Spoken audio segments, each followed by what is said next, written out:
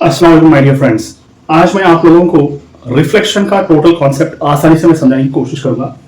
तो यहां पर देखो, incident ray will fall on mirror. एक इंसिडेंट रे मिरर के अंदर टच होने के बाद वो रिफ्लेक्ट होगा। अब थोड़े कॉन्सेप्ट्स तो आप लोगों को पहले से ही मालूम है एनसीईआरटी के अंदर कि angle of incidence is equal to angle of reflection. उसके बाद के कॉन्सेप्ट क्या है यहाँ पर? ओके, तो यहाँ पर वो देखेंगे अपन, उसके बाद क्या क्या चीजें हम सीख सकते हैं।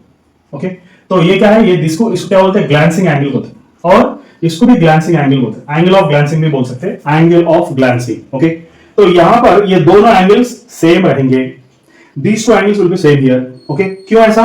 क्योंकि angle of incidence and angle of reflection दोनों सेम है और ये नॉर्मल है।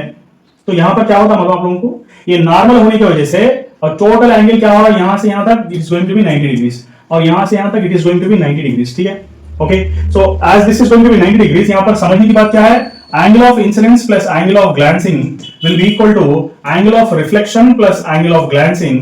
ये दोनों को ऐड करेंगे तो कितना होगा, it is going to become exactly 90 degrees, because this is going to be the normal. ये 90 डिग्री से, ये भी 90 डिग्री से, सो ये दोनों को ऐड करेंगे तो 90 डिग्रीज। और हमको मालूम है कि this I is equal to R, ये दोनों सेम है। इसको अगर निकाल दिए तो बचेगा क्या? you have to understand sir, understand that these two, ये दो सेम है। Angle of glancing, glancing incidence, glancing reflection भी बोल सकते हैं इसको, glancing incidence and glancing reflection, ये हो गया। नेक्स्ट इसके अंदर हम नेक्स्ट टॉपिक क्या है, एंगल ऑफ डिविएशन मालूम करेंगे। What do you mean by angle of deviation? Light रे इस तरफ जाना था, मगर मिरर रहने की वजह से लाइट रे जो है रिफ्लेक्ट होकर इस तरफ जा रहा है, तो angle of deviation is taken as delta.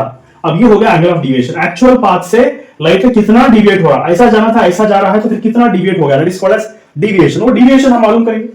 किस तरह मालूम करेंगे डिविएशन?